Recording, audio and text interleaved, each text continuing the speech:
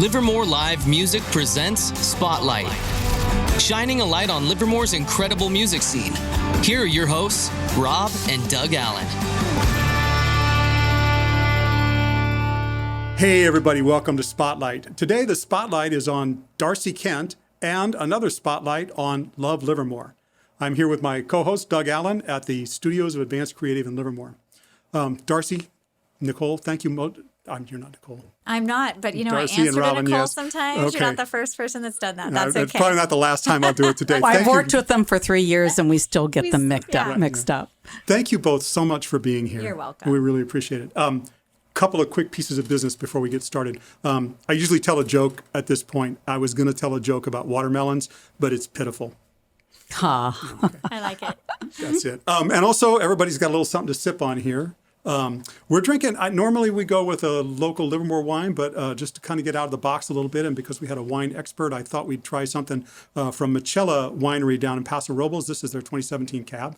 And I'm drinking Glen Farkless 12 Scotch. Scotch is kind of an acquired taste, but it's worth the trouble. So cheers, everybody. Welcome. Cheers. And thank you for being here. Cheers. Thank you. Cheers. Cheers, you guys. Click. Click.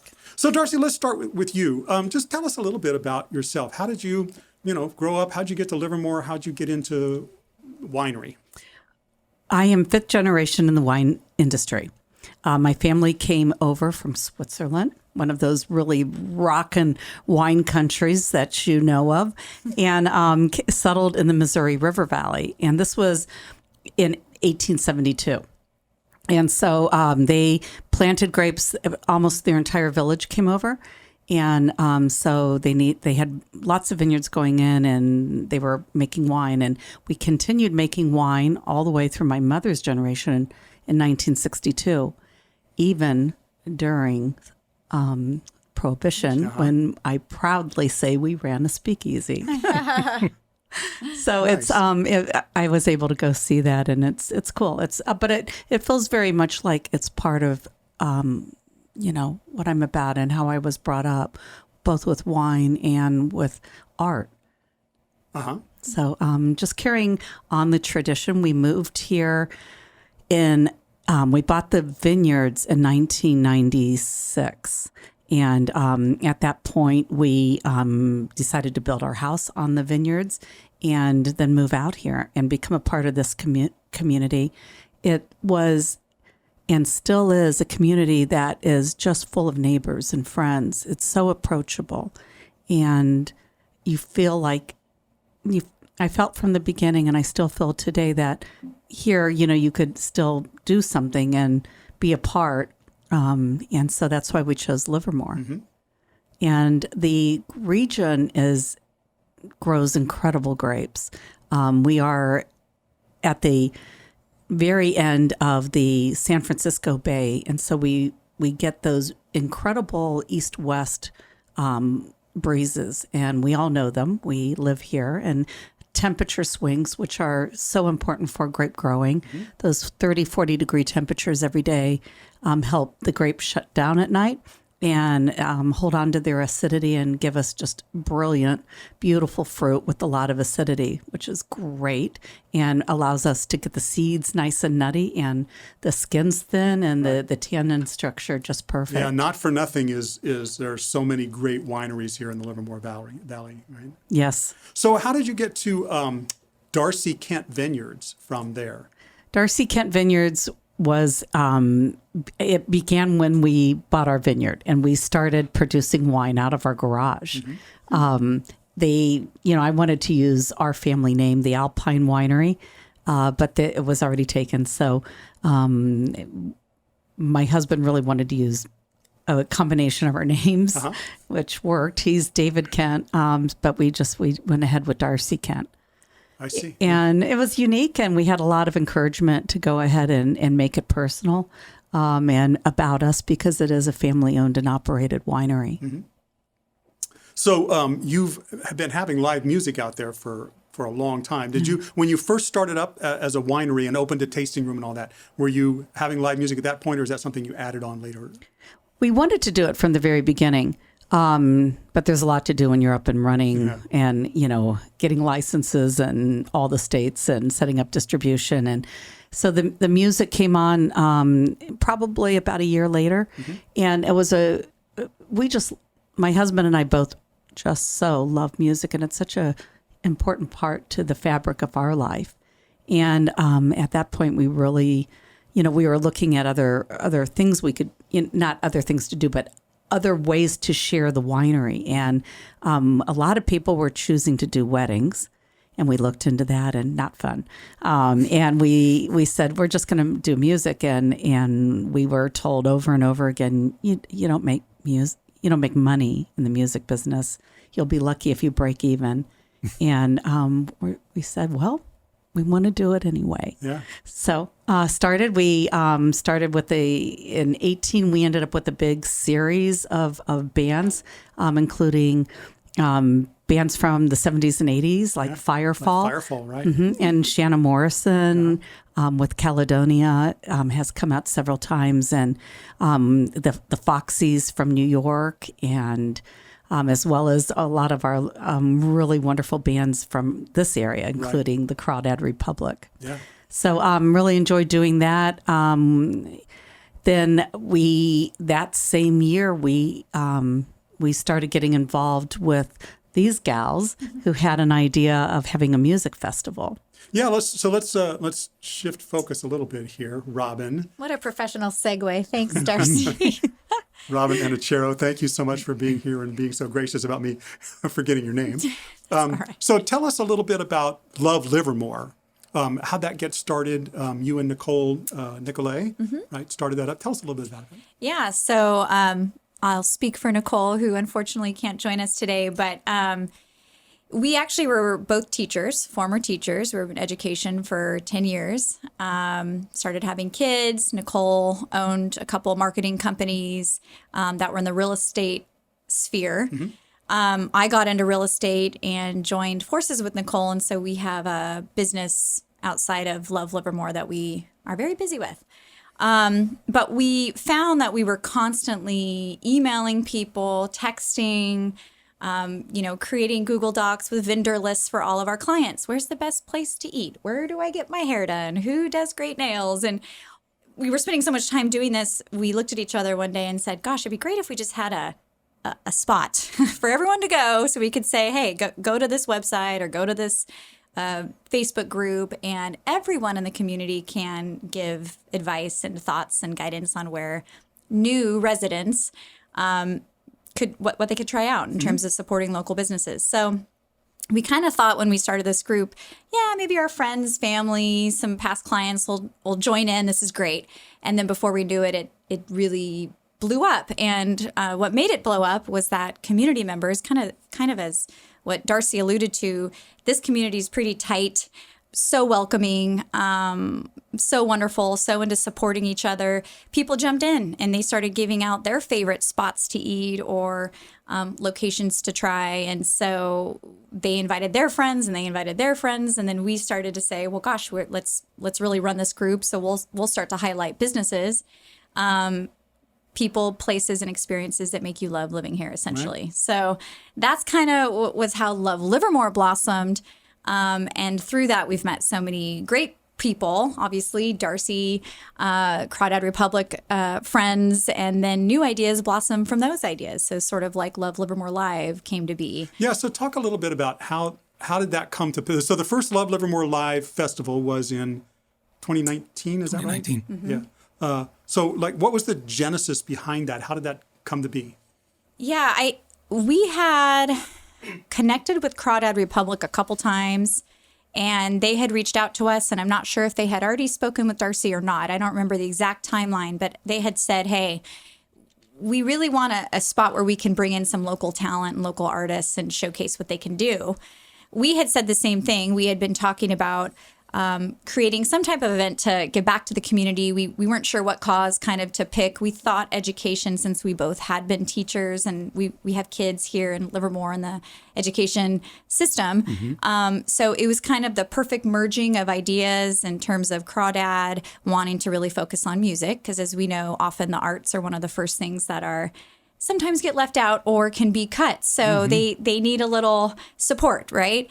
Darcie was 100% on board, and we're so grateful because her facility is the perfect place, really, to host a wedding or any fun event. She's got inside seating, outside shade, you name it. So her and Dave were all in. And so it just made it, and everyone's working so excitedly toward the same goal. It was really a seamless, like, great, what do we do? How do we run with this idea and kind of blow it up? And we did. The first year was a huge success. Second year got a little bumpy with COVID going on, but an equally large success. And now we're excited to kind of be back in person, and we're tailoring every little piece to make it our vision of what we've really wanted it to be this whole time. So we're excited. So are we. Yeah. I think it's for people who haven't been to that festival before, it's worth mentioning. I mean, it's a great day of music here in Livermore, but it's unlike any other day of music here in Livermore in that in 2019 you had 3 different stages going on, and you had music kind of interleaved between the stages, so people could move from stage to stage and see the different bands playing. And I forget how many bands you had at the 3 different stages. The one that's coming up October 9th of this year, you again have 3 different venues, all there at Darcie, Kent, with, I think you have a total of 9 bands that are playing, interleaved between those stages. So it's like a mini music festival. It's like a little 2-day town or a little. We'll call it just a music festival. Yeah, there you go. It is a music festival that we're really looking forward to. But it's, I mean, we've only had one so far. This should be the 4th one, and oh well. But it's really an incredible experience. Oh, and we should mention you had food truck out there last time. I assume you. Oh yeah, whole food court area. Yeah. Everything from flatbread pizzas to crazy empanadas, and I think the Double D truck was there with barbecue. Yeah, and I think what was so great, made it feel like such a festival, was it was so fluid. You could watch your favorite band sitting on the lawn. You could get up and head to a food truck. You can go inside to the acoustic lounge and enjoy kind of a different feel. You can head out to the barn. So it did feel like and plus it was all day, several hours of music, and in between. That was like 4 hours long, right? No, that was all day. Yeah, it was all day. Yeah. I mean, from 11 until like 10 p.m. Yeah. I think we got there at 10. Darcie had already started working with her crew, and I don't think we left till 10 by the time we were things were said and done. But that's okay. That's how things happen when it's your first attempt at something. You want it to go very well because you want to build off that. So that year we had influential people from the community come help out and announce what bands were playing. So we had Dr. Bowers and Representative Swalwell, and gosh, who else did we have that first year? We had we had some local first responders come out. We had our mayor come out. We had Mayor Marchand at that time. Yeah. So yeah, it was just a nice way to show this is, an event supported by everybody, because getting kids into music is. Yeah, you alluded to it, but let's make sure we give a nod that the proceeds from that, and again this year, go to support Livermore schools, right? Music programs in Livermore schools. Yeah, That's great. Yeah. So it's worth asking. I get why it's great for someone like me, because I get to play, and that's fun. And the other guys in my band are educators, and they care very deeply about the cause, and I get why it's great for Love Livermore. But why for Darcie Kent Vineyards? It can't be, this monstrous moneymaker for you. It's really fun thing to be part of, but that's a long day we're about, our tagline and our mission statement is about supporting wine art and the natural world. So what we make, we're fully, solar powered winery. We've reduced our water intake by 96% glass weight to help with shipping. So we've done, we're completely sustainable in the vineyard. So that's, our natural world. For the wine, we're making great wines and increasing our vineyards and trying to plant, as much as we can every year and in different varietals, and just keeping up with all of that. That's really fun. We have a lot of really interesting new wines coming out this year. And then the arts. I'm an artist. And so it supports the galleries at the wineries. both at Darcie Kent and Almost Famous, as well as we've been supporting music all the way along. So, that just music is everything. It's, it's the glue that brings the world together. There's so, in times of crisis and trouble, we turn to music. And, the other day I saw that We Are the World came back on, and that documentary and the making of that. And our kids had never been exposed to it. And so, we were telling them all about this and, and they're like, why isn't there one going on now? And so anyway, I'm like, well, we have Love Livermore. Yeah. Right. So the answer to the question is because Darcie's genuinely a wonderful person. Right. And loves Livermore. And loves Livermore. I've played at Darcie Kent a couple times, and I've talked to a lot of bands that have played there. And to a person, the bands that I love playing at Darcie Kent. It's a great venue. That lawn area is fantastic. But the thing that always gets mentioned is, and Darcie Kent is so nice. Everybody mentions that. We play at a lot of venues around Livermore, and they're all great. They're wonderful. I don't want to disparage anyone, but there's not that many of them where the owner of the venue makes it a point to come and talk to the band and say, hi, welcome, thank you for being here. And that always happens there. Because I'm just a big groupie. Yeah. Hey, you also mentioned Almost Famous. So tell us a little bit about that, because you got big things going on there. Yeah, it's very exciting. We have a new winery that's opening up called Almost Famous. It has actually opened up as a pop-up at the Tesla Road location, which is where our Darcie Kent Estate Vineyard is at. So they're in two different venues there. And it's so much fun. We've also are taking over a site on Vasco Road, which is right next to Longevity. It's right in there, and we plan to be open with a soft opening around the 16th of October. Okay. And then hopefully our grand opening by October 29th, which will be really fun. We are both the winery with award-winning wines already from our Wine Without Borders Primitivo, with our Pistachio Lane Sauvignon Blanc, as well as the Chardonnay, which are, and all those wines go to support Land Conservancy. The Fire Pit wines, which support our local and national parks, and our Dog Day Cabernet, which supports the Valley Humane Society, and our rosé under the Pistachio Lane and Darcie Kent both support Access Community Health. So we're really big about giving back, and giving back is the main focus of this music event, and giving to the children. But it's also Almost Famous is really that, trying to be that kind of a winery. Every element has a give back. It's sustainable for the environment, and it hopefully profitable.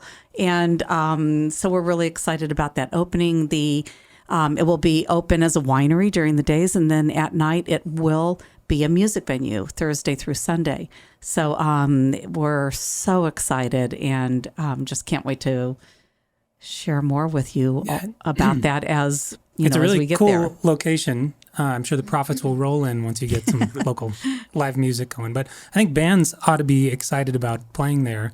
You want to talk? I mean, you were telling us a little beforehand, but you want to talk a little bit about the venue portion of it? Sure. There was a music venue there before. There was, right? And you're significantly changing that. It's going to be similar to what it was before, or it's changing. We pretty much gutted it and are starting over.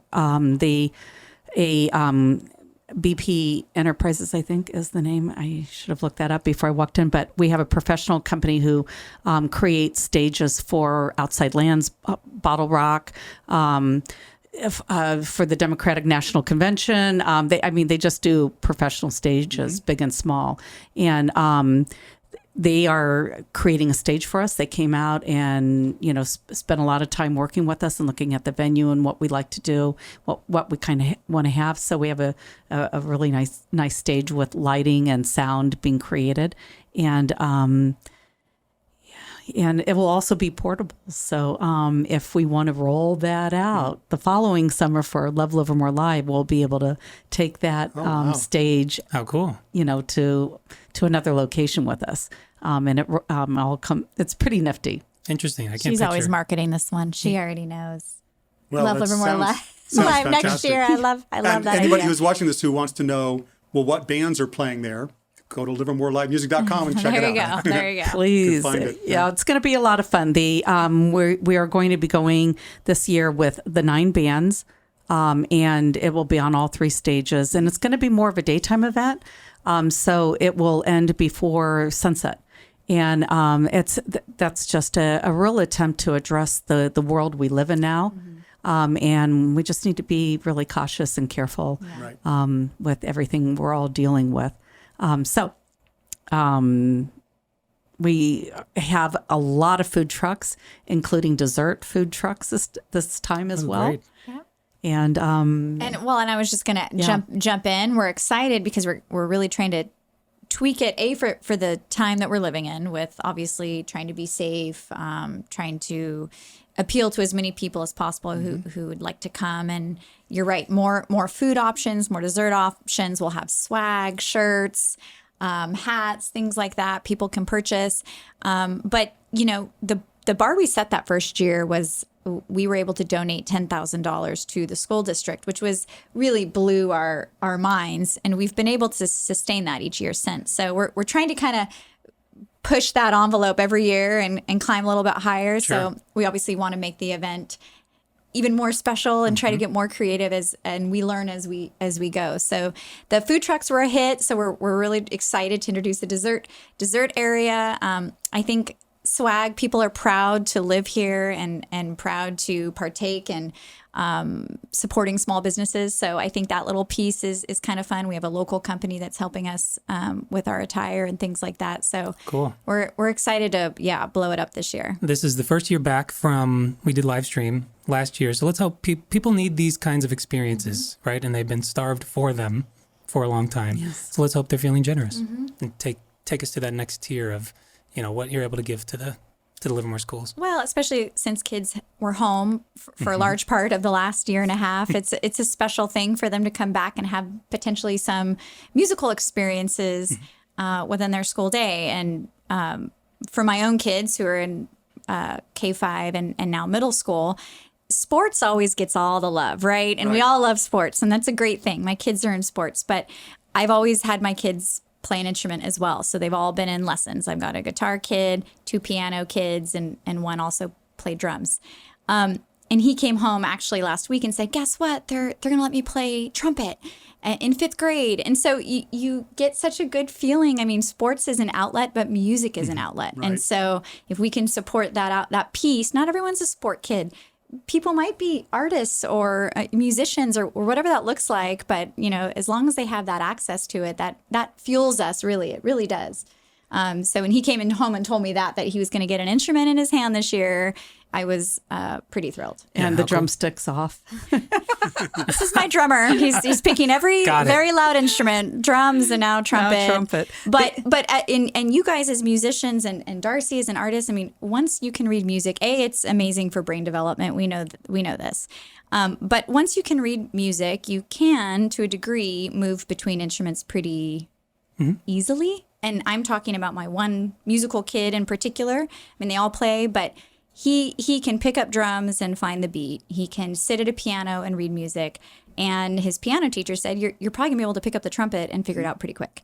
So it's a skill. It's a lifelong skill that you really It have absolutely is, forever. right? Even if And you don't so become a professional it's musician, special. Yeah, absolutely. That foundation is fantastic. And parents like mine who supported that when we were little kids and didn't know what was going on are just to be commended.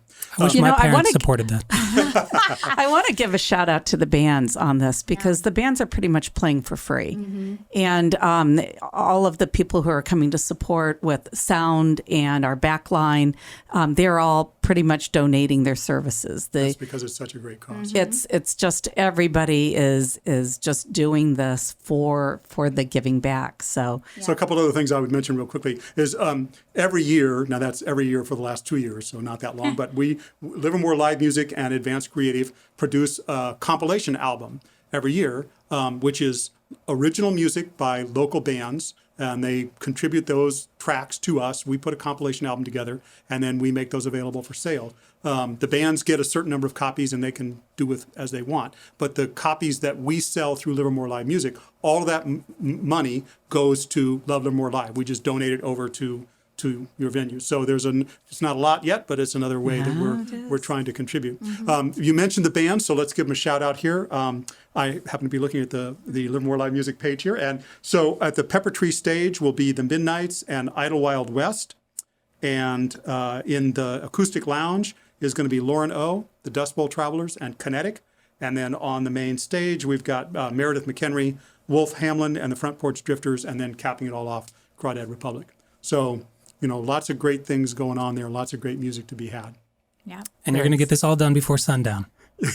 We can do it. We'll see. That's right. And don't feed them and don't get them wet. Right?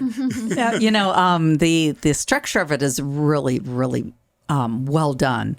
And that is a shout out to Johnny Williams. Because the bands don't overlap. There's always a big band playing. So we'll alternate between the big lawn area. And then while that shuts down and they're setting up the barn stage, it's the acoustic lounge that's going. Right. So there's music for the people going all the time. But, it's just never overlapping each other. Yeah, it's really just cool. one right after another, and it flows beautifully. As a music festival, it's really incredible, right? It's this little gem that very few people outside of Livermore know about, but it's really quite an incredible music festival. Yeah. Thanks. Yeah, if you haven't been, we encourage you to check it out and come and donate. Yeah. Absolutely. And it's a bargain. So let's see. What else have we not asked you about that? Can I ask a wine question? Yeah. And we can cut this if it's not, doesn't make for good radio or whatever. But there's a lot of wildfire happening over the last couple of years. I've been curious, what does that do to grapes and the wine that you're outputting year over year? It's become a very personal thing for us, and I think it's the future of our wine country with the droughts. This is the most severe drought we've been in on record. And, the global warming is not a hoax. It's for real. And those two things are massively contributing to the new world we see now with the wildfires. Last year, my home was in the warning stage here in Livermore.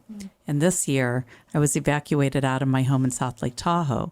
And it's terrifying and scary. A week ago yesterday, to race up there and the whirlwinds of the smoke and the soot and and the heat and trying to clear out and evacuate with thousands of people was huge. It was epic. I'm so glad that this week residents are allowed to start to return this week. And the firefighters, huge shout out for them, have been incredible and so amazing. How exhausted they are and how far they go to save our world is amazing.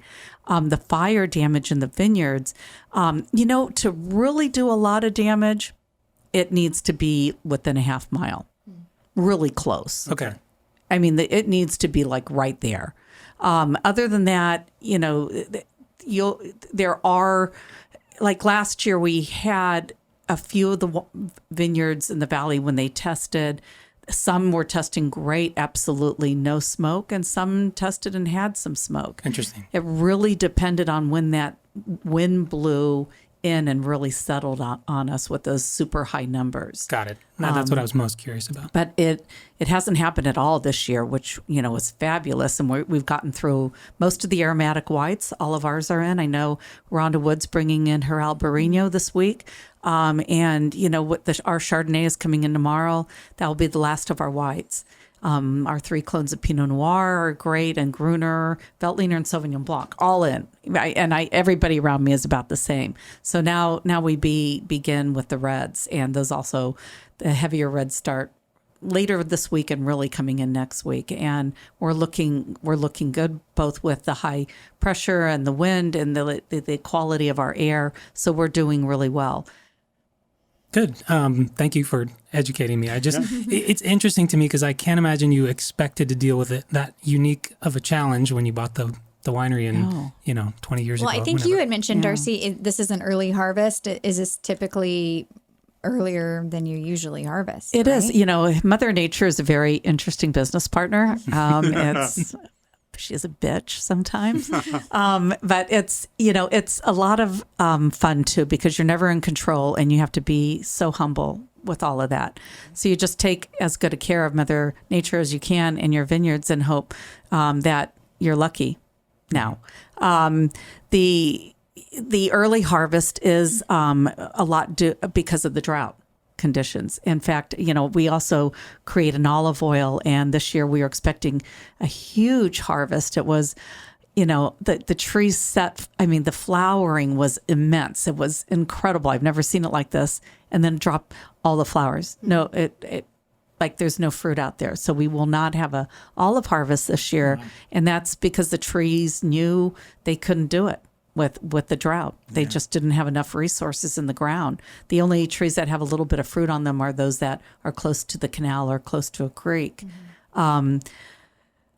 The drought contributes as well in the vineyard. Not only we all of the wineries, we are on Zone 7 water, and thank God for that. If without that, we wouldn't be able to grow grapes in this area. Grapes are an excellent crop because they use very little water. They're one of the smallest use of any agricultural crop. Wow. So it's a good crop to have in this kind of a country and environment that we have now. But yeah, the harvest is earlier. Sometimes we don't even start until the middle of September or the end of September. But this year we were going before a week before Labor Day for most of us. Interesting. I've always thought there was a little bit of magic behind the variations that you're talking about, in the sense that every year and every varietal, you don't know what you're going to get, right? It just depends on so many things. And so, to a wine lover, that's a cool thing, because it means that a 2017 and a 2018 same varietal, same winery may taste, substantially different. So you're an artist and you're taking the palette that you were given and putting something together, but it's different and it's sort of magical every year. It is. It's and it's the magic of the wine business. Not only that, not only does it change every year depending on what Mother Nature gives you, but it's alive. It's alive. And it really is affected by everything. Mm-hmm. What temperature was it stored at? How long, has it been open? How long have you poured it and had it in your glass? Now it has exposure to the air. Right. Your hormones, men's and women's, affected dramatically. What are you eating with it? What are you eating with it? Of course, yes. What music are you listening to? Exactly. That's right. Yeah. And people always ask me that. What's your favorite wine? Come on, you got to have one. I'm like, it's like trying to choose a favorite song. Right. Or a favorite style of music. You choose that based on in the moment. What you're feeling, and what time of day it is, and all of that. What your hormones are. So wine is. Oh my God, you guys! It's just the most magical thing in the world. I'm so honored to be able to work in this industry and work with these incredible people in Livermore. And, we help each other. Mm-hmm. There isn't a winemaker who doesn't have an issue, who doesn't reach out to everybody else. Mm-hmm. And we're all racing to help, whether it's a broken press or anything. We're all there for each other. And it's an incredible industry here. Yeah, that's another comment I hear a lot from the winemakers around here. I'm good friends with a couple of them, is there's a community of winemakers here, and everyone's attitude, to a person, is all boats rise with the tide, right? Yes. Nobody is out hoping that another winery does poorly. Everybody wants everyone to be successful, and you all help each other out in myriad ways, because everyone wins when you do that. And I think the music scene is like that too here. Livermore is just we say this every episode of Spotlight, but it's a magical place. It's Camelot. I don't know that this set of circumstances exists in too many other places. It's really a wonderful thing. I have a wine question. Robin, how's your wine? I'm learning a lot. My wine's great. Okay, great. Mine's called Scotch, and it's really good too. Your Scotch wine. My Scotch wine, right? Well, Aye, laddie. for those of us who appreciate the wine in the venue, thanks for putting up with all these unique challenges year over year that you didn't expect to have to deal with, but it seems like you kind of roll with the punches, and you have to. You have to. Yeah. And our winemaker, Julian Halaz, probably sets the best example for all of us, because it's always a smile and always, we can handle this. It's okay. We'll be fine. And he really sets a happy tone, even amidst all the stress. And I look forward to this time every year. My girls come in and help with harvest from their various jobs that they do full time. Kaylin does marketing and sales for us, and Amanda will be coming on full time and joining us as of February. But they come in and help with the harvest, and Julian is always making incredible harvest lunches, from Hungarian goulash to paprika chicken. Oh, nice. We do barbecued oysters. It's a lot of fun. So if anybody wants to come help on a sorting table over the next couple of weeks and wants to have a great lunch, you're welcome. Just let me know. Or let our winery know. What an invite. Yeah. Seriously. I'm a little bit of an amateur cook, and one of my signature dishes is Hungarian gulyás soup, which is not goulash. It's different, but they're related to each other. And I think I do a good job with it. Will you be serving that at this I will not be serving harvest gulyás event? soup. Okay. No, I will not. Yeah. Julian, you should trade recipes. He'd love that. I make a mean cassoulet also. So back to business here. So, Robin, anything else that you wanted to talk about, or anything else, shout outs that you wanted to give the people or anything we didn't talk about that you wanted? Well, I was just going to agree with Darcie in terms of all the musicians who are coming and donating so much of their time. We have high schoolers that will be, and other volunteers, not just high schoolers, at Love Livermore Live, trying to grab those community hours, but also just they enjoyed themselves a couple years ago, and I know will enjoy themselves again, helping out with parking or whatever people need. So I think what's so special is that it is such a group effort in terms of being so volunteer based. Obviously we all have day jobs. We have all the other things that we've got going on, but this is really important to us. So it's probably the best meeting of the minds, our farmer and our musician and our using our marketing platform. Right. It was really just a perfect kind of melding of creativity and also organization on how to see it to fruition. So we're excited this year. We're excited every year, but let me just say, last year was a telethon. Yeah. Title. Yeah. And I've never done that before. Fun to do once. It was fun. Yeah. But we're excited to be in person, on site, next to Darcie and her staff, and running around and making it all come together. The musicians are they're so easy. They know it. That's the simple part. You guys they rocked sound fantastic. It. You guys rocked it last year, and all the bands that came forth to do that, and the hotelathon thing, and it worked, and we raised the money. We did. I'm so happy to be back. We are. Yeah, Yes, we are. And another shout out quickly. You mentioned John Williams, but I mean, and we have to make sure we give credit to him. He's been a driving force in putting this thing together. He's in the Crawdad Republic with Doug, but he's there's a bunch of people involved, but Johnny really puts a lot of his time and effort into it. So just, shout out to him. Absolutely. Johnny is our organizer, I would say. He keeps us on track. We have our meetings every couple weeks, and he's very forward thinking. So it keeps us very driven. So good job. Cheers, good Johnny. job, Johnny. Yep. Cheers to Johnny. Yeah. Well, thank you guys again so much for being here. We really appreciate it. A lot of interesting stories and good information, and we just can't thank you enough. I know you're busy and you have a lot going on, so we can't thank you enough for coming down and being with us today. Thank you. Thank you for your Thank you. patience and scheduling. No, it was perfect. Yeah. See you next time. Thanks. Next time. Thanks.